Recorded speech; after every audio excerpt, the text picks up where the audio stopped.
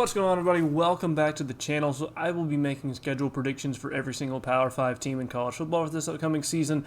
I'll also do a subsequent conference standings video once I finish up every single team in a specific conference, just as a synopsis of all of my schedule predictions. Those synopsis videos are going to be coming a little bit later on in August as we get closer to the start of the college football season. We are almost there. We are now officially into August. But between now and then, I've got to finish up all of the individual teams. I'm on my last conference now in the Big Ten. So let's go ahead and get into the Illinois schedule predictions. So some quick thoughts on the Illinois program as a whole heading into 2022. And this is an interesting team, as I actually do like the direction of the program under Bret Bielema, but they are still a good ways away from where they need to be to make any real noise in the Big Ten going forward. And they're certainly not one of the most talented teams in the conference by any means, not even really close to that. And because they're in the Big Ten, they're going to face a pretty tough schedule every single year. And this year's no different. The real tell for them this year is going to be just how improved are they. Can they really take that next step as a program? And if they can, then they could really push for a 6 or maybe a 7-win season. But if not, then they may struggle some and be closer to your 4 or 5-win season. So that's going to be an interesting thing to monitor here. Last year was a 5-7 year, which is actually a really, really solid record for them, all things considered.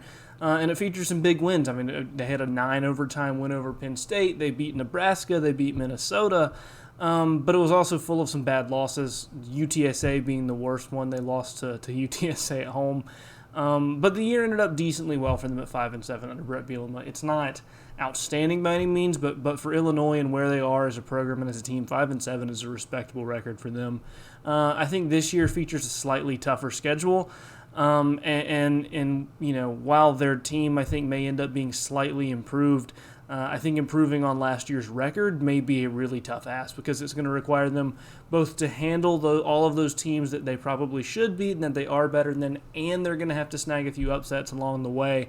So overall, this is a program that has some bright spots in it, but overall just isn't in the place it needs to be in order to compete for the conference or anything like that.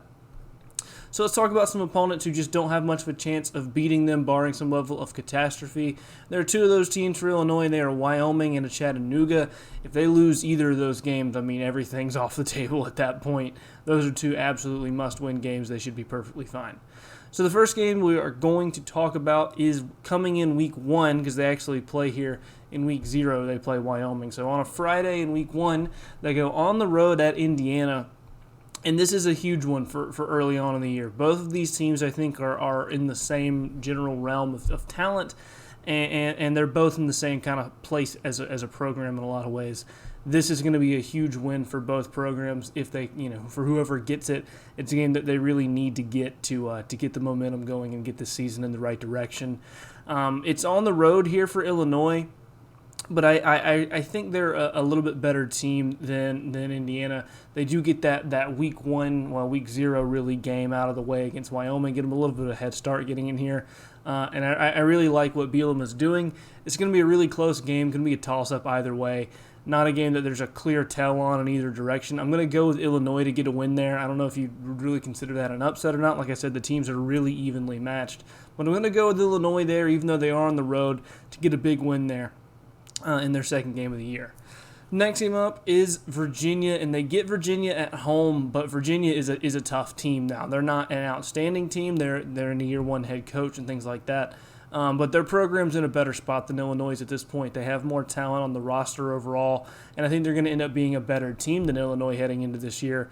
It's definitely a game that if Illinois can win, they're looking really good to start off the season 4-0 because they get a bye week after this and then play Chattanooga. Which should be a win. So they'd be looking really, really good to start out 4-0 if they can get a win here against Virginia, and that would really set them up well heading into the much tougher part of their schedule. But I don't think they're going to be able to do it. It's definitely a 50-50 kind of toss-up game. Really could go either way. But I don't think they're going to be able to pull it off. I'm going to go with Virginia to win there. Next game that we're going to talk about comes after the bye week and after the Chattanooga game, which is on Thursday, in somewhat important note, and that's when they go at Wisconsin. Now, they get a long week heading into this because they play Chattanooga on that Thursday, like I mentioned, but that's a tough matchup. Wisconsin's a much better program than Illinois at this point. They're in a much better place overall, and they have just a much more talented roster. Their staff is much more continuity, things like that. Plus, they're on the road there against Wisconsin. So while it's not a game that you should really count Illinois out in, and really any of the games on the schedule are not games to count Illinois completely out in. They're good enough to find an upset somewhere. It's also not a game that I'm too incredibly confident in them winning. I'm going to go with Wisconsin to win that one.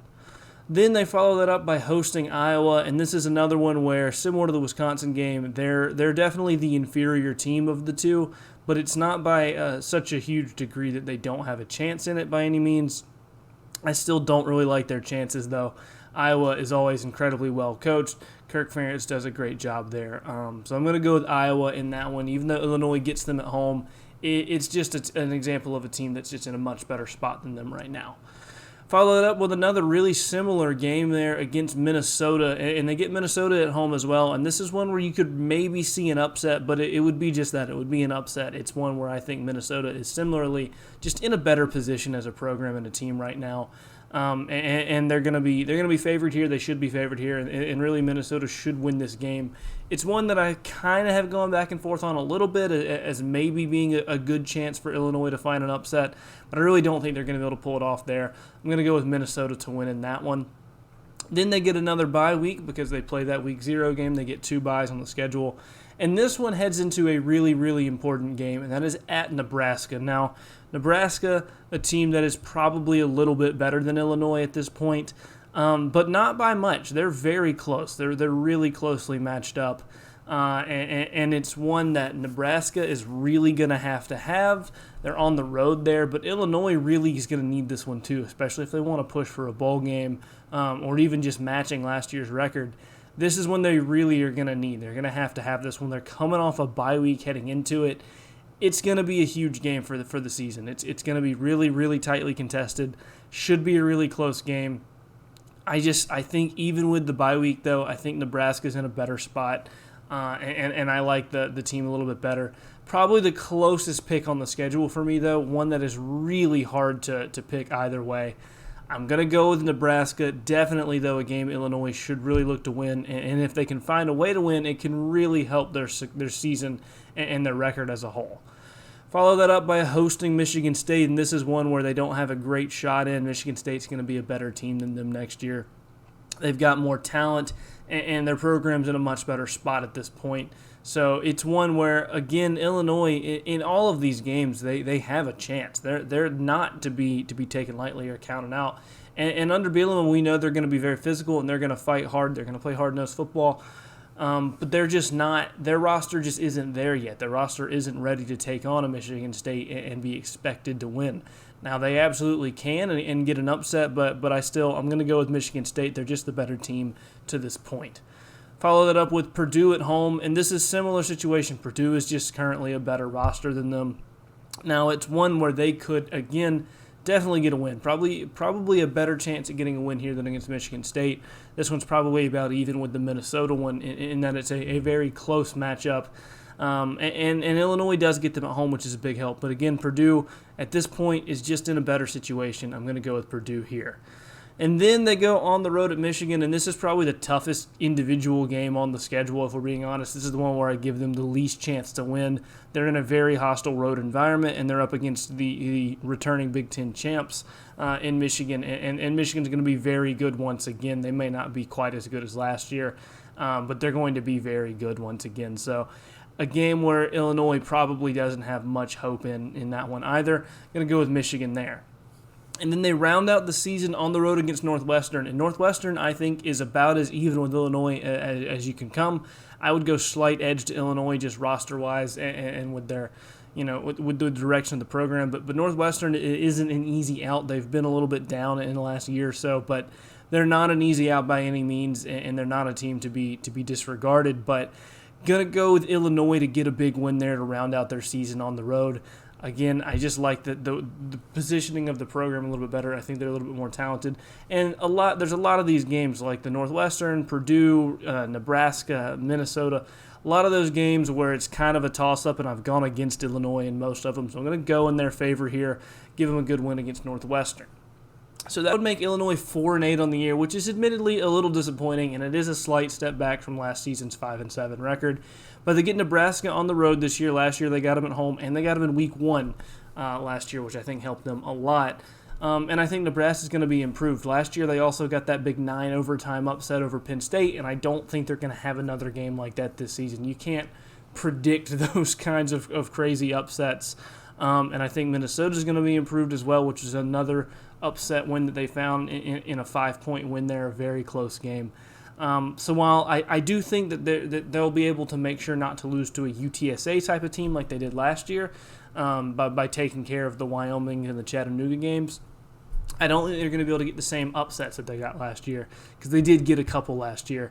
And that's not to say that it's impossible. I mean, they could certainly fight to 6 wins if they handle the Wyoming, the Chattanooga, Indiana games, and Northwestern games like I talked about, and then maybe find an upset on the road at Nebraska or at home against Purdue or home against Minnesota, or even against a Virginia out of conference. There is certainly a path for them to get to 6 wins here. And I think that should really be the goal, because I think that's around the high end of this team. Maybe they could get to 7. Anything past that seems a little bit of a reach to me. But I'm not quite as high on them as some others may be. And they do just have a tough schedule the way it all lines out for them.